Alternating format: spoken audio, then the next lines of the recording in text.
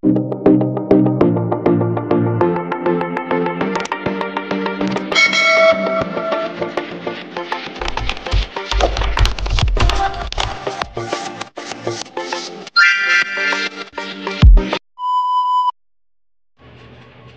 ngayon ba ay hindi ka pa rin tinatawagan ng inyong partner o hindi ka pa rin ba niya naaalala? Yung tipong lagi siyang busy sa mga pinagagawa niya. Yung tipong mas may priority siya.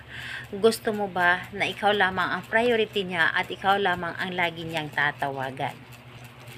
Hello mga guys, kumusta kayo? Panibagong araw, panibagong video na naman tayo. And sa araw na ito ay isa na namang video ang aking tuturo sa inyo na simpleng gabay o simpleng pamamaraan na makakatulong sa atin. At bago ang lahat, gusto ko lang mag-disclaimer sa mga taong hindi naniniwala at hindi gusto ang mga kagaya nitong video. Please skip this video and maghanap kayo ng videos na gustong gusto nyo dahil ang video na ito ay para lamang ito sa mga taong naniniwala and gusto mag-try.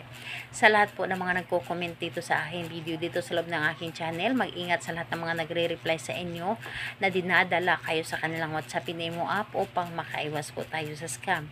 Ngayon, ituturo ko sa inyo paano nga ba tayo laging maaalala, paano tayo laging priority o mas uunahin tayo higit sa lahat. So, dito po ay pwede mo itong gawin sa parehas ang kasarian. Babae ito babae, and lalaki ito lalaki. And syempre naman sa ating babae at lalaki na mag-partner. And pwede mo rin itong gawin kahit na kayo ay magkalayo at magkalapit sa isa't isa. And dito is ang ating kailanganin na ihanda. Kailangan lamang natin dito ng panulat ng kahit anong klaseng panulat. Pero mas maganda kung meron kayong pula na panulat. So, ayun. Kapag ready na yung ating gamitin is i-ready mo lang din dito ang inyong sarili. Kailangan na alam mo sa iyong sarili na gustong gusto mo itong gawin at hindi ka nagdududa, and ayun po, kailangan na buo ang iyong loob, tiwala at paniniwala sa paggawa nito. So, ayun, kapag ready ka na, pwede mo na itong umpisahan. So, ang gagawin mo lamang dito, napakadali lamang. Dito sa kaliwang palad. Sa kaliwa po ha. Dahil nandito po ang ating heart. So, dito sa kaliwang palad, isulat mo dito ng isang beses yung pangalan at apelyido ng inyong target. And kapag naisulat nyo na dito, isulat nyo lang din dito is priority. Priority lang ang inyong isulat. So, kapag naisulat nyo na dito sa iyong palad yung kanyang pangalan at apelyido at priority sa baba, ay i-close nyo lamang ito ang inyong palad. Ay close nyo lamang ito at ibulong ninyo.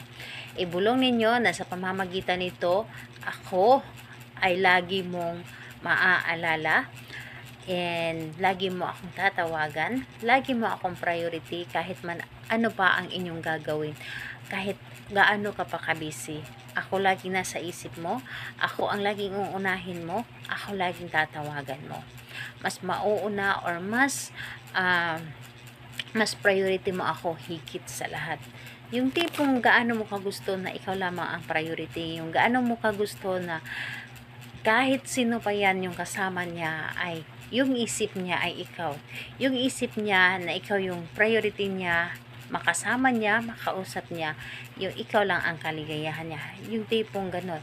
Kung yung kahilingan ninyo dito is pwede ninyong dagdagan.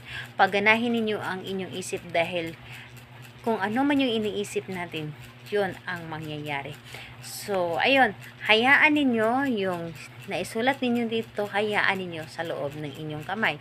And hayaan ninyo na ito ay mabura lamang. Huwag ninyong kusang burahin. So, kung man tatanong ka kailan ito pwedeng gawin, gawin ito sa kahit anong araw at oras pwede. Kahit na nasa office ka, kahit na nasa trabaho ka, basta tahimik ang paligid, yung ikaw lamang mag-isa, yung tipong alam mo na hindi ka madidistract, gawin nyo ito. So, ayun po.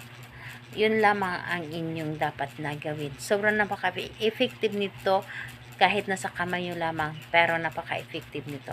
Salamat po sa inyo. Bye bye everyone. God bless us all.